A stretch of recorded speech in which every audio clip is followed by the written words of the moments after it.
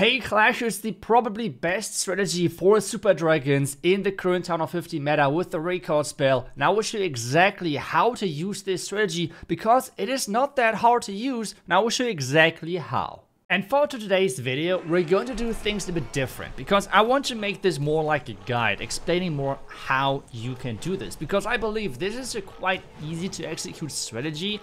At least the fundamentals are pretty easy to understand, and for everyone this is a really solid strategy to use wherever you want to use it. And I think at the same time it's a strategy where you can learn a lot of things about it and make it really strong, with always learning small pieces and making things better and better every single time. For this, well, we have Leo sharing some of his attacks and showcasing the power of the strategy a little bit better, what I can then explain, and as well like draw a little bit in there to explain certain things, why he's doing it and everything. And if you're after this video really interested in this strategy, make sure to check him out on YouTube, as he's uploading his attacks on YouTube as well. Maybe you want to understand the strategy a little bit better. But for now, I will just try to explain what the idea of this strategy is, because overall the idea is pretty simple. The first things you always should do when you're looking at the base are the sweepers. Make sure to take a look where they're pointing and then try to attack in the back of the sweepers with the Super Dragons. And that's already the first thing. And then you have the Queen charge to set the Super Dragons up to success. So for example, on this one, we have the one part of the base taken care of, and then the Queen is taking care of the other side of the base to really create pathing for the Super Dragons. This is why I believe it is really nice to use in Legends, for example, because the overall idea is pretty much always the same. And I will show you that in today's video versus different type of bases, because I believe in Legends, a lot of people are having the problem that they can't really figure out what to do quick enough. So for example, I receive a lot of times the question, iTzu, for this specific Queen charge, for that specific strategy, what should I go for? And a lot of times, it's not really easy to identify what you should go for with your strategy in those 30 seconds. But when the only goal for your entire strategy is to create pathing and you don't really care about what type of defense to take down at the beginning, it's not that problematic anymore. It's kind of the same thing with Queen Charge Hybrid, where the approach is typically always the same and you only have to take in consideration some key things, which is creating pathing. And this is the same thing with this strategy, where it's all about creating pathing and setting up the Super Dragons, while even though they're not the star of the show, not the star of the attack, they are kind of the supportive tool with your heroes at the same time working together. And then we have the mechanical kind of aspect of the strategy, which is not that hard either, because you have Super Dragons and Queen Charge at the same time, which makes it that the damage is spread out and the Queen is not under that much firepower as it would, I don't know, like compare it with the Queen Charge Lalo or Queen Charge Twin Hawks. Let's now completely break down what Leo is going through. The first thing versus the space is, again, take a look at where the sweepers are and where they're pointing. Pointing at the top side, this means you do not want to enter from the top side. This entire top section is completely blocked when it comes down to the Super Dragons. Instead, you want to typically go into the Town Hall with your Super Dragons in the back of the sweepers, which means something like this has to be your entry. Now, the next question you have to ask yourself is, how do you set that up? Well, if you choose the entry into the Town Hall from the left, then you have to do two things. First off, funnel the left side, and then funnel the right side. Obviously, those can be switched in order. The reason why Leo is going in from in here is because he has a second idea for the Slammer. The Slammer is from the top side, going in for the Eagle, and is taking that defense already out. Which means you have to consider and take a look at which Queen Charge looks the best. Is it either Queen charging into this bottom section, or do you think it's better to have your Queen charging into all of the damage right here? I would always say it's better to do this first option and not the second. This means he has to make sure that he's first off taking down the left side, then recording the Queen to the bottom side, and then doing this bottom charge, which I was just talking about. Because, as I said, where you have the Queen charge is set in stone from the beginning, because it's all about pathing. It's all about charging the flanks of your Super Dragons to set them up for the pathing, because they are attacking whatever you put in front of them. They don't care about only defenses. regular buildings, whatever, they will attack whatever. So you have to set up the pathing, and you do not care about what type of defense or building you're taking actually out. And that's the cool thing about this strategy. It's not about like Queen Charge Lalo, yeah, you have to take down Queen, Royal Champ, or maybe like multi-Inferno Towers and things like that. No, it's all about the pathing for the Super Dragons. So as soon as that is set up, he's able to take all of this out of the base with his Super Dragons. I know, it might not look like the craziest, but again, this sets up then the heroes to have his king walking around this side, having his queen loop back in here, and now we're getting to the true star of the show, which are, you might not really know, but it's super wall breakers. Those super wall breakers giving the queen access into the backhand is typically always what makes the difference between a high percentage and a really good chance at 3-starring. Take a look at this. With those wall breaks, he's giving his queen access to all of those buildings, while the king then is charging in here with the Royal Champ Delirium from the top side. And yes, even though it might have seemed like, well, there's not too much damage or too much, I don't know, like defense is taken care of the Super Dragons, in the end, with those 3 heroes on the backhand, this is pretty incredible strong. Because remember, you took down one Expo here, you took down the Eagle at the top side, the Monolith has been taken care of, the Town Hall has been taken care of with the Clan Castle troops. So in the end, what was left? Multi-Inferno Towers, you don't care about those with your heroes. There was one Expo left, another Expo, and then the King tanked the last one. So there's not much damage on your heroes, and this is exactly what you're looking for with this strategy. But let's do it again. First things, what are you going to do? That's right, let's take a look at the sweepers. Sweepers pointing this direction. So what should you do? Again, it's pretty much the same entry. So on this one, you're going either from this or from this side. So now the question is, where do you start your queen charge? Is it this one? Or is it this one? Well, the answer is pretty simple, because you have to take in consideration that your queen is not supposed to charge the entire base. It's more about like, I don't know, like making sure that she's avoiding as much damage as possible. And there is 2 ground expos right here. Do you want to charge into that with a rage tower?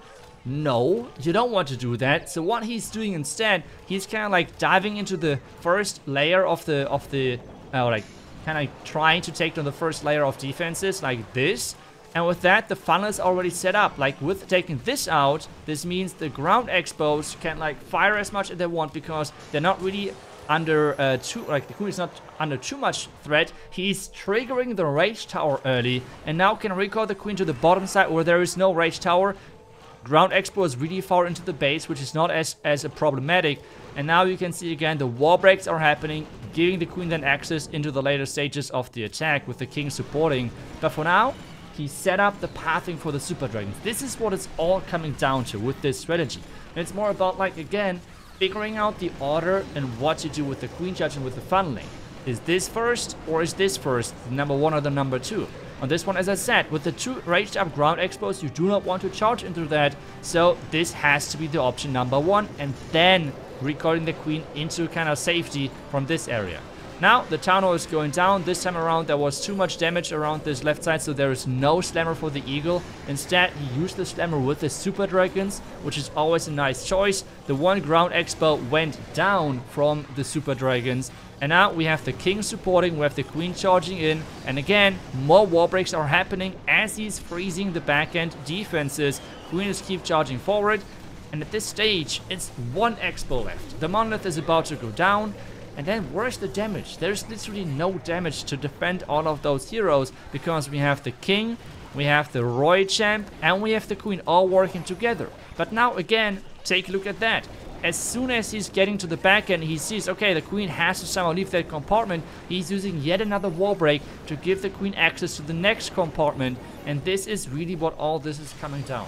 Make sure that you're using your super wall breaks correctly and giving your heroes access to the back end of a base. And then you can just straight up see it. This is kind of the difference between a 3-star and a high percentage 2-star. But even if you mess the super wall breaks, a high percentage 2-star for a lot of people is still really, really solid. So I would say this strategy is kind of perfect. I think it's one of the easiest queen charge strategies out there. Even though it's like involves the recall, which is typically, I don't know, kind of tricky to use maybe. But you don't really charge for specific things. It's only about pathing. Now with all of those things learned, how would you attack then this base? Again, take a look at the sweepers. They're pointing to the left side, so what you're going to do, that's right. Base is pretty much symmetrical, so you don't care about if you're starting this side first or this side first, but you already figured out, okay, those have to be the two flanks you're charging into.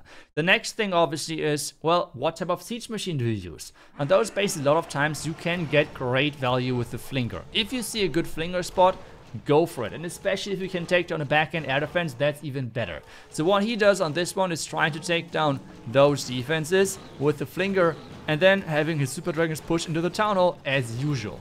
And now, if the execution is flawless, then 3-star should be no problem, and sometimes you can go even crazier. So let's take a look at this now.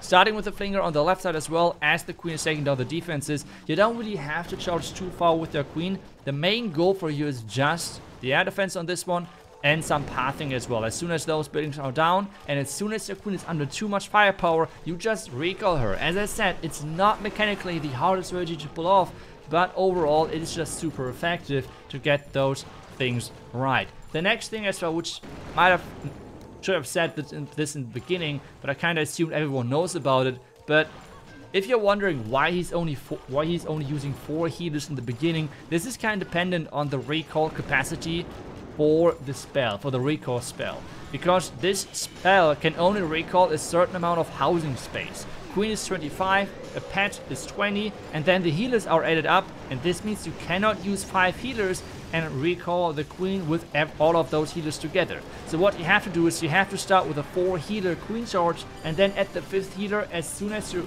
replace your queen somewhere else. The 5th healer overall is still really important, as it kind of gives your queen the power to push through the back end, and this is kind of why everyone is using those 4 healers.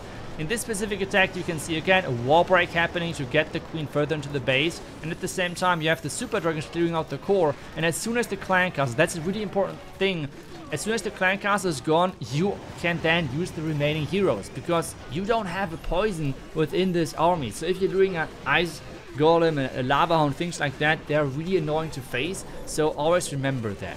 And now we're getting to see another MVP wall break. Take a look at that. The wall break location, so the king can enter the eagle and take all of that out as the queen is clearing out the top side.